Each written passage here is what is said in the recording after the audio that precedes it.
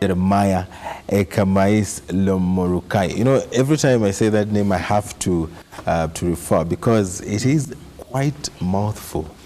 Welcome to the program. Thank you. I have seen you a couple of times in Parliament. Yeah. And going by the details that Parliament has given us, you are a councillor, and then you became a member of County Assembly. Yes. And now you're a member of Parliament. Yeah, yeah. What catapulted you to such levels of leadership? Okay. First, I will start by doing a bit of a small introduction about myself. Yes. Your pronunciation of my names is okay, but I need to put it in a more Turkana way, Turkana language. I'm Jeremiah. Jeremiah. Ekamais Lomorukai, those syllables. I am a member of Parliament for Loima constituency. And Loima is situated in the western part of Lodwar town. Lodwar is in Turkana Central. I started my political activities like 20 years ago. I started admiring my political buddies,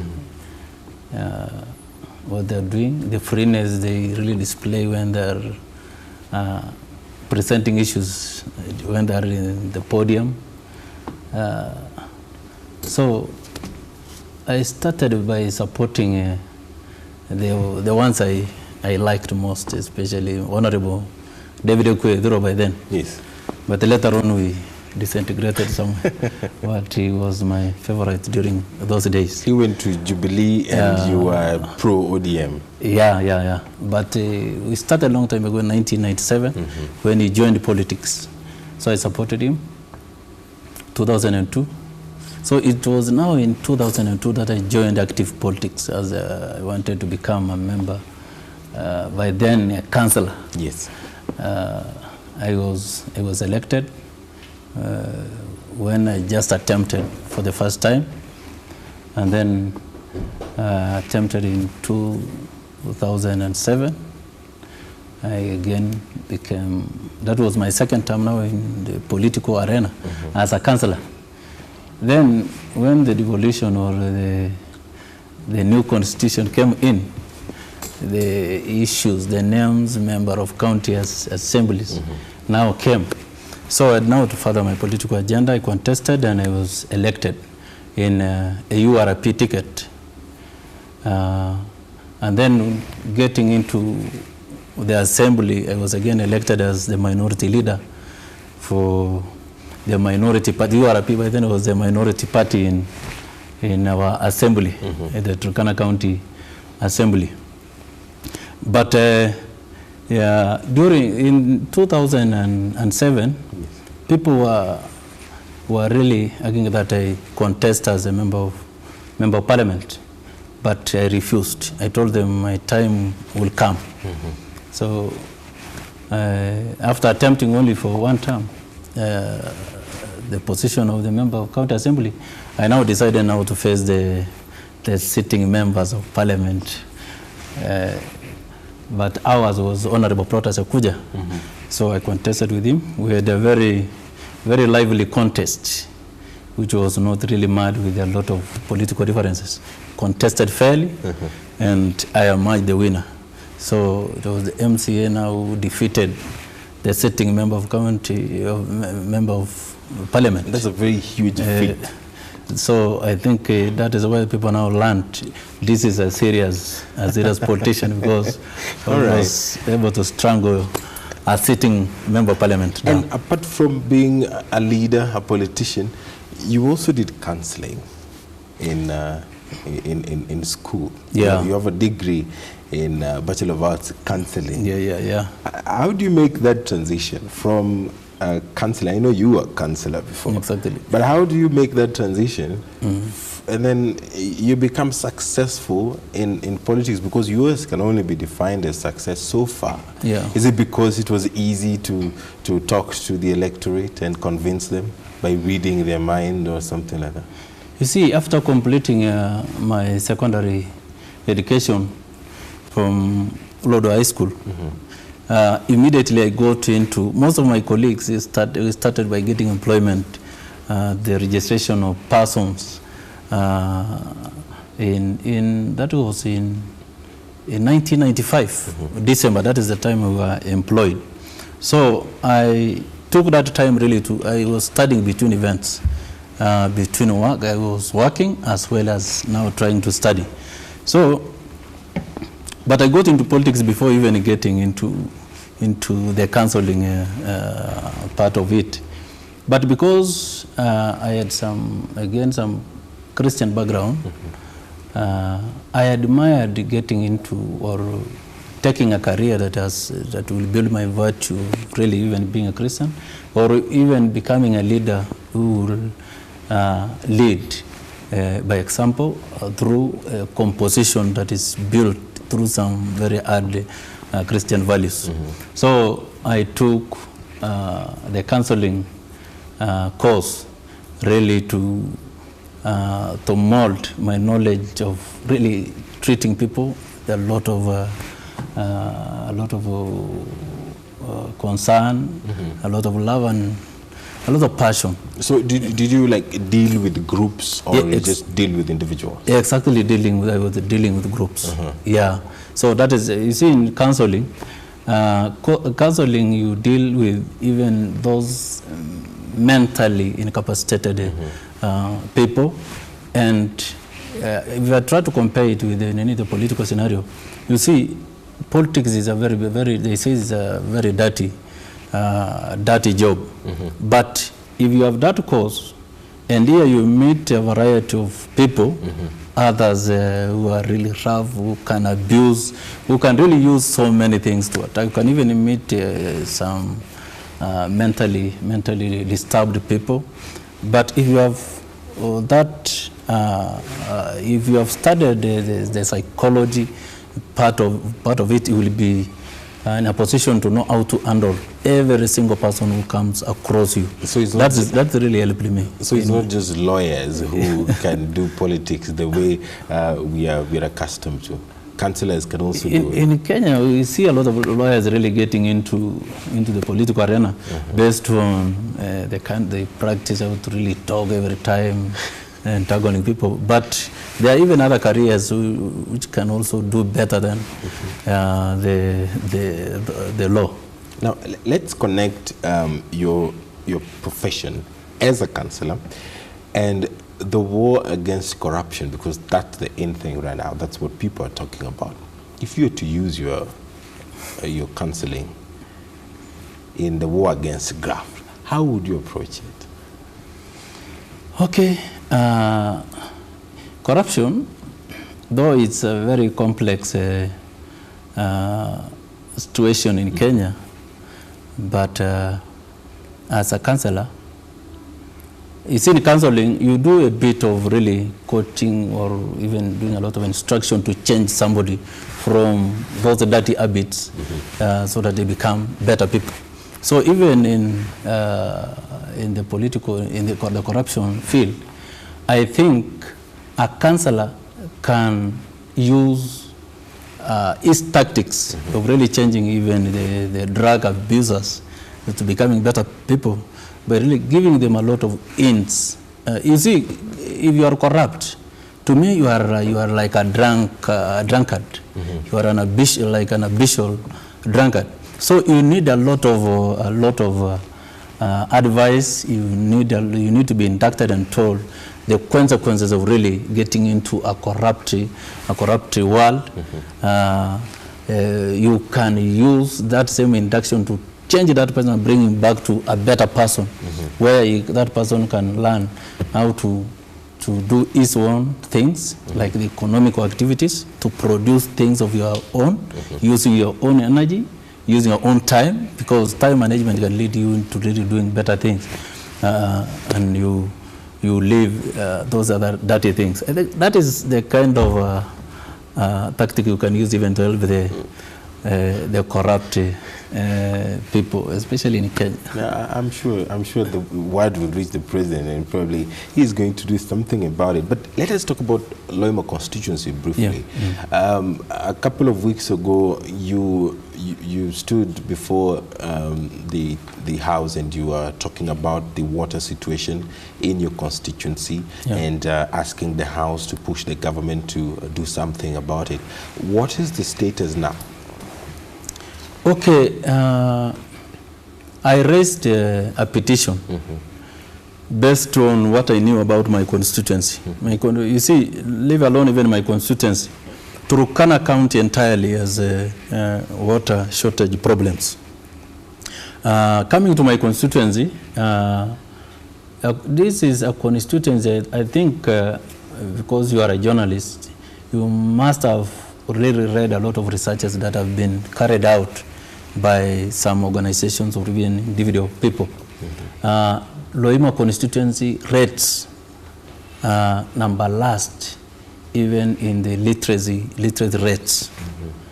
That was really researched by an organization called West Organization. So my constituency has a lot of challenges. It doesn't have water. There are no boreholes. There are no dams. And we rely so much on pastoralism, and that is our backbone, the backbone of our economy as the people of Loima constituency. And based on the fact that Turkana County falls on Asal regions, so my constituency is a dry one, obvious. People cross from Loima and go to the other side of our neighbor country, Uganda, to go and look for pasture and water. That must be really hard. So when you cross to the other side of Uganda, you can really get a lot that government is doing for our people. Really, you can get there so strong dams, like the one at Moroto called Kobebe. Kobebe is a very, very modern dam. If you visit, you can report good results, and you will really love that our country emulates or even copies or imitates what that country has done. But when our pastoralists, during maybe when there is antagonism between them and the people of Uganda over maybe the issue of grass again, or the pasture, water, when they want to cross this side, our livestock now will suffer a lot because they are unable to get any bore anywhere, any dam for the livestock and even for the domestic use. Have you approached the county government? Because I come from a county where at least the county government is trying to do something about water. Yeah, we just mentioned that I was a member of county assembly in Turkana, Turkana County Assembly.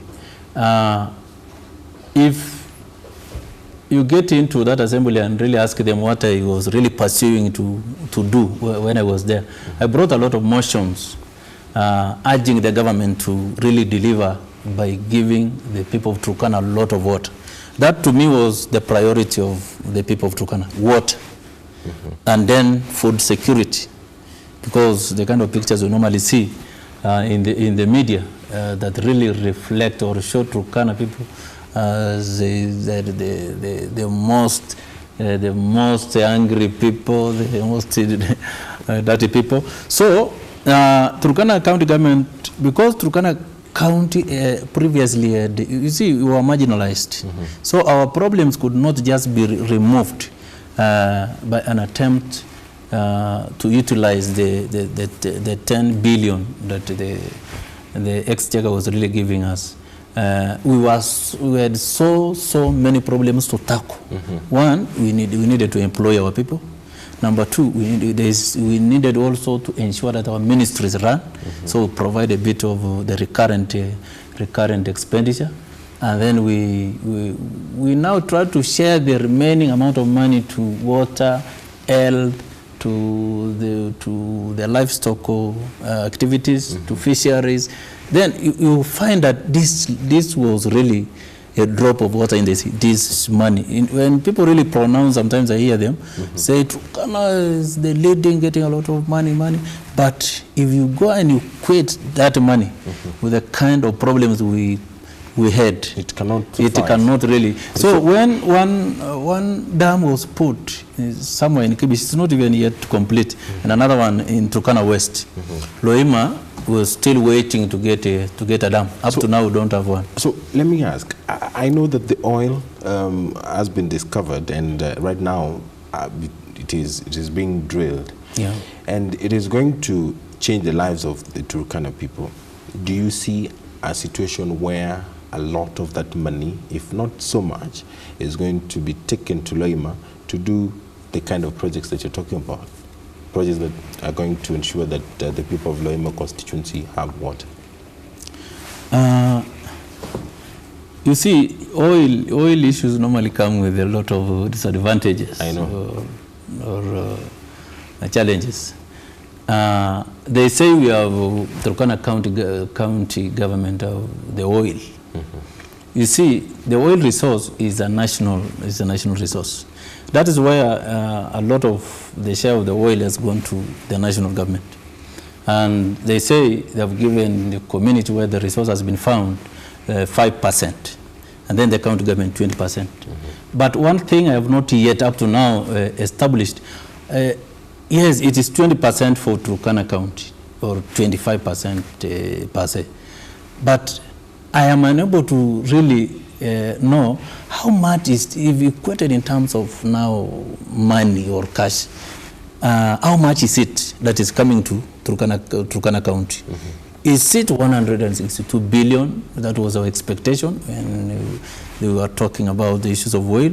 Is it now 2.9 billion? I hear there are things I'm hearing from the blues that we may be getting 2.9 billion from the 25% that we'll be getting as a county government. If it will be that 2.9 or 3 billion, still that oil will not help the Turkana people. We really needed a higher percentage so that we get a lot of money, maybe even 10 billion, similar to what we are getting from devolution. That would have helped a lot. But I am pessimistic about really what this oil will do to the Turkana community. What the people like now, where the oil has been found, Turkana East and Turkana South, you see, the people are now saying, the 5%, we want that money to be put in our ATM cards, all of it, so that we realize the benefit of the allocation.